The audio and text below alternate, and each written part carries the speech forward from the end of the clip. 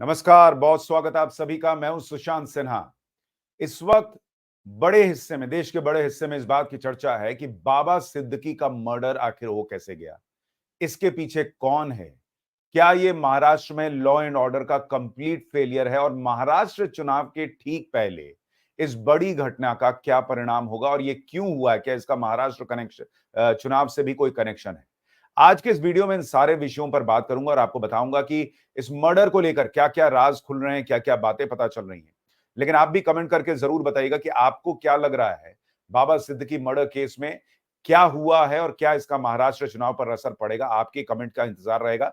लेकिन पहले आपको जरा खबर बता देता हूं कि जिस खबर की हम बात कर रहे हैं, बाबा सिद्दीकी मर्डर केस की, उसमें अगर आप देखेंगे ये पूरा मामला जो है वो लगातार सुर्खियों में बना हुआ है और बीबीसी तक में, आप सोचिए सिर्फ भारत में नहीं, बीबीसी तक में, विदेशी मीडिया में भी इंडियन पॉलिटिशियन बाबा सिद्दीकी शॉट डेड ऐसी खबरें छपनी शुरू हो गई हैं। तो ये मामला सिर्फ एक पूर्व विधायक की मौत का नहीं है, ये मामला कहीं और बड़ा और महाराष्ट्र चुनाव में प्रभाव डालने वाला है। आपको इस बात से ही समझ में आ जाएगा। और अगर आप गाड़ी के विजुअल्स देखेंगे, यही किस वो तरह से गाड़ी उन है पर जिस पर गोलियां बाबा चली थी। सिद्दीकी सवार थे और उनको जो है गोली मारी गई थी। आप देखिए कि यहाँ पर ये गोली चलाई गई, उसके यहाँ पर निशान भी है। ये तस्वीरें ये आप देख सकते हैं कि ये गाड़ी यहाँ पर खड़ी हुई है।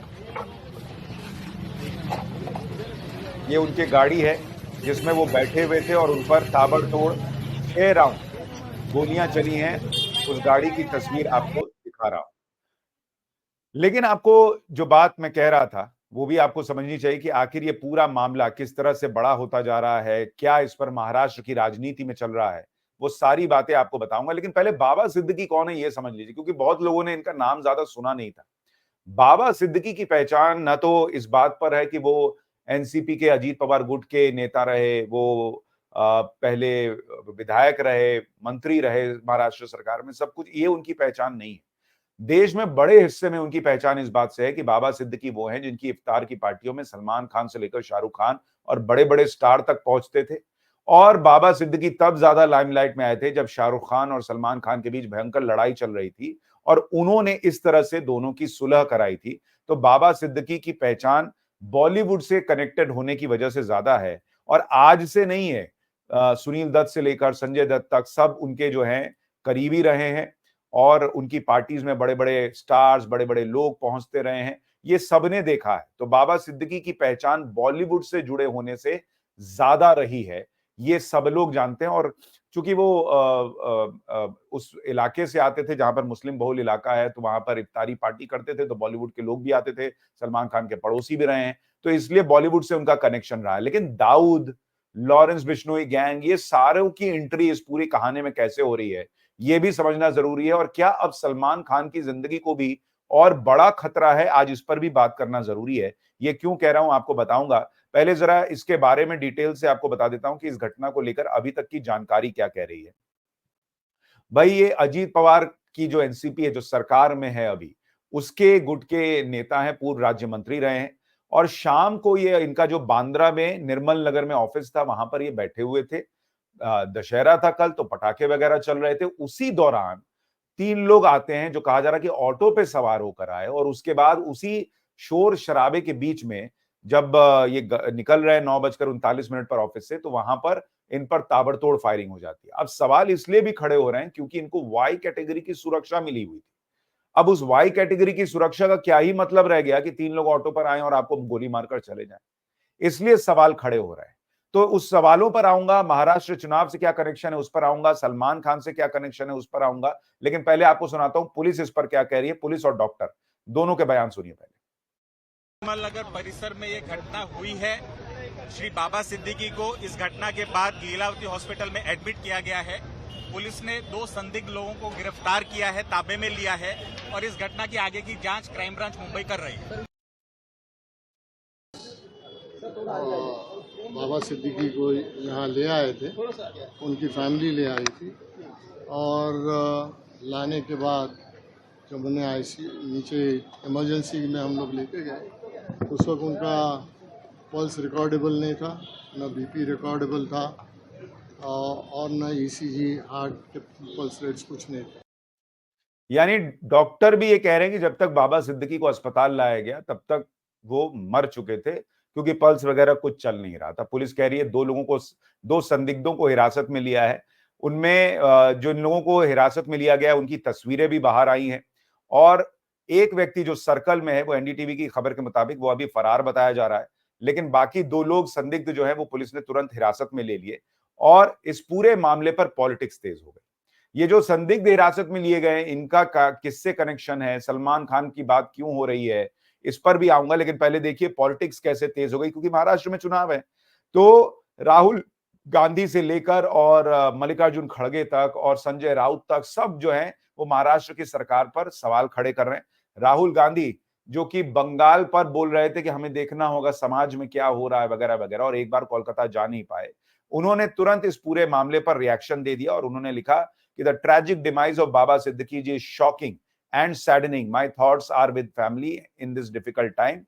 This horrifying incident exposes the complete collapse of law and order in Maharashtra. The government must take responsibility and justice must prevail.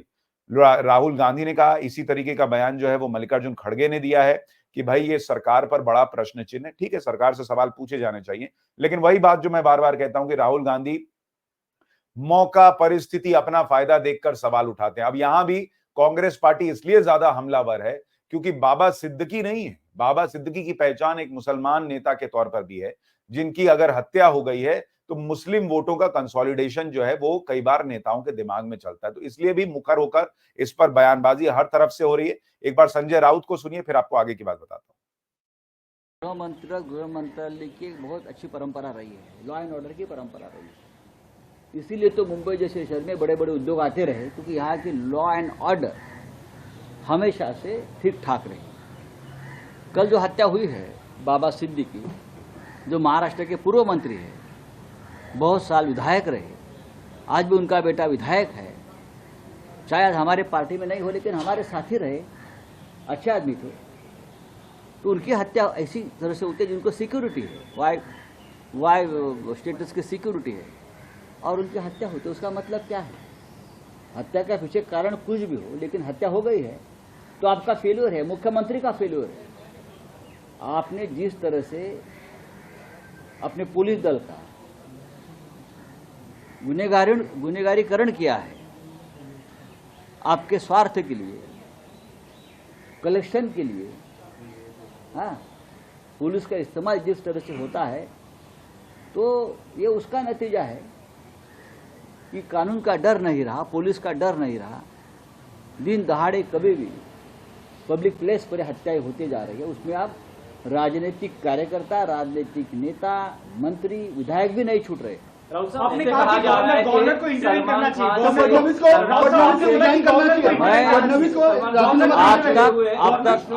अब तक मैं ये कहता रहा हूँ, हम ये कहते रहे हैं भाई कि गृह मंत्री देवेंद्र फडणवीस पूरी तरह से फेल्यूर है, उनको इस्तीफा देना चाहिए। लेकिन बात आगे बढ़ चुकी है, अब इस्तीफा नहीं, राज्यपाल ने, गवर्नर ने हस्तक्षेप करके देवेंद्र फडणवीस को गृह मंत्री पद से हटा। यानी उद्धव ठाकरे की शिवसेना कह रही है कि मुख्यमंत्री एकनाथ शिंदे इस्तीफा दे दें, गृह मंत्री देवेंद्र फडणवीस को इस्तीफा दे देना चाहिए। लेकिन ये उनका सवाल उठाना सही है कि भाई लॉ एंड ऑर्डर का फेलियर तो है। सवाल तो उठेंगे कि वाई कैटेगरी की सुरक्षा जिस व्यक्ति को मिली हुई है, अगर उसकी सुरक्षा में सेंध लग रही है, ऐसी हत्या हो जा रही है, तो फिर आम लोगों का क्या है। लेकिन इस पूरे सवाल के बीच ये बैकग्राउंड भी देखना होगा कि मुंबई किस तरह से एक जमाना था जहां पर इस तरह के गैंग वॉर्स हुआ करते थे, दाऊद गैंग, ये गैंग, वो गैंग चलता था, और यही मुंबई है जिसने 26/11 का आतंकी हमला तक झेला है। तो ये कह देना कि जैसे मुंबई में पहली बार कोई घटना हुई और उसके पहले कुछ ना हुआ हो, ऐसा नहीं है। हाँ, सरकार से सवाल जरूर पूछे जाएंगे, उसके भी 2 पक्ष हैं। एक, ये घटना हो कैसे गई, ये सरकार से सवाल होगा। दूसरा, पुलिस ने चूंकि तुरंत दोनों लोगों को अरेस्ट कर लिया और इस पूरे मामले में तेजी से कार्रवाई हो रही है, इसलिए सरकार को भी ये मौका मिल रहा है कि वो ये कह रहे हैं कि भाई हमने तुरंत इस पूरे मामले में कार्रवाई की है। डिप्टी सीएम देवेंद्र फडणवीस कह रहे हैं कि पुलिस के पास क्लू है, इस बात का उनको पता है कि आखिर ये घटना कहां जा रही है। लेकिन लॉरेंस बिश्नोई गैंग के मामले में अभी देवेंद्र फडणवीस कुछ नहीं बोल रहे। लेकिन खुद लॉरेंस बिश्नोई गैंग जो है उसने इस पूरे मामले की जिम्मेदारी ले ली है। सोशल मीडिया पोस्ट पर उसने जिम्मेदारी ली है, ऐसा दावा किया जा रहा है। और ये सोशल मीडिया पोस्ट जिसमें अगर आप देखेंगे तो इसके हिसाब से ऐसा लग रहा है कि अगर ये पूरा मामला लॉरेंस बिश्नोई गैंग का ही है तो ये पूरा मामला लॉरेंस बिश्नोई गैंग की सलमान खान से जो उनकी रंजिश चल रही है उससे जुड़ा हुआ लगता है। क्योंकि आप देखिए इसमें लिखा है, ओम जय श्री राम, जय भारत, जीवन का मूल समझता हूं, जिस्म और धन को ये धूल समझता हूं, किया वही सत्कर्म था जो निभाया मित्रता का धर्म था जो। सलमान खान, हम ये जंग चाहते नहीं थे पर तुमने हमारे भाई का नुकसान करवाया।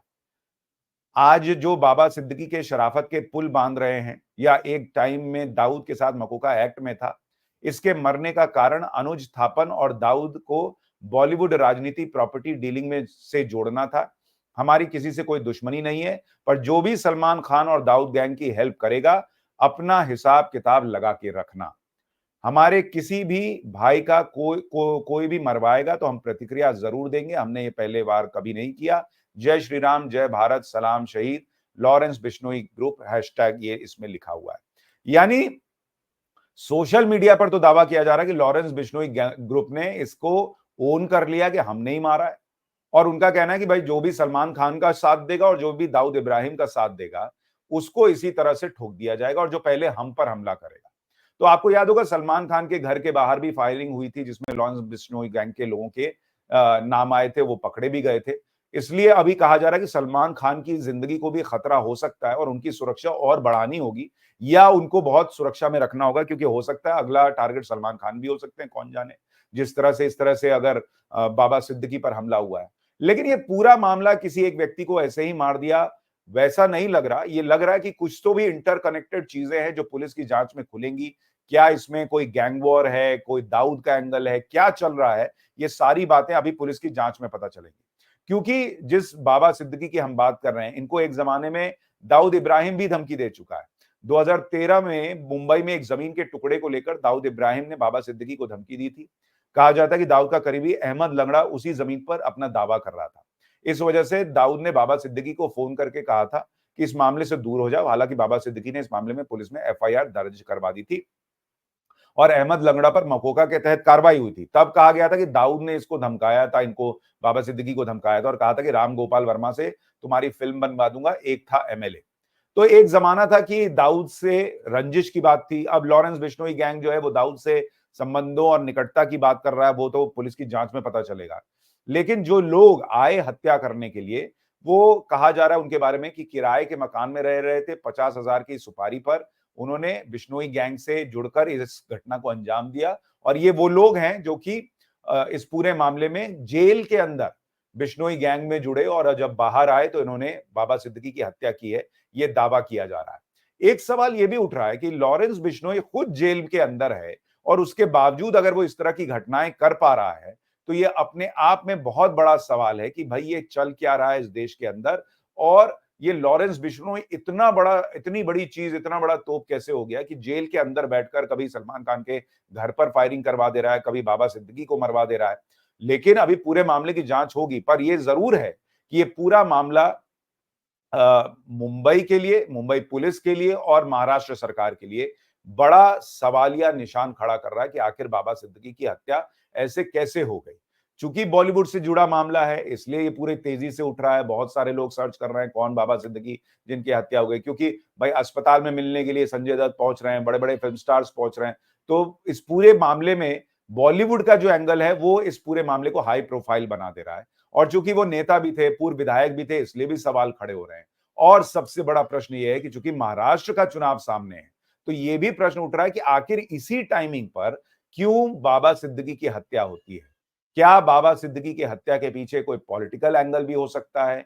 क्या ये पूरा मामला सिर्फ और सिर्फ लॉरेंस बिश्नोई गैंग से जुड़ा है जैसा भी शुरुआती तौर पर दावा किया जा रहा है, या कहानी कहीं और जाती है? सलमान खान से बाबा सिद्दीकी की नजदीकी थी, ये तो सब जानते हैं, लेकिन सलमान खान से लॉरेंस बिश्नोई गैंग की इतनी क्या लड़ाई कि वो बाबा सिद्दीकी को मारने पर आ जाए, ये भी जांच का विषय है। सलमान खान की जिंदगी को कितना बड़ा खतरा पैदा हो गया है, ये भी बड़ा सवाल खड़ा हो रहा है। लेकिन महाराष्ट्र चुनाव में मुझे लगता है कि ये मुस्लिम वोटों के ध्रुवीकरण के लिए इस्तेमाल किए जाने वाला मुद्दा बनेगा।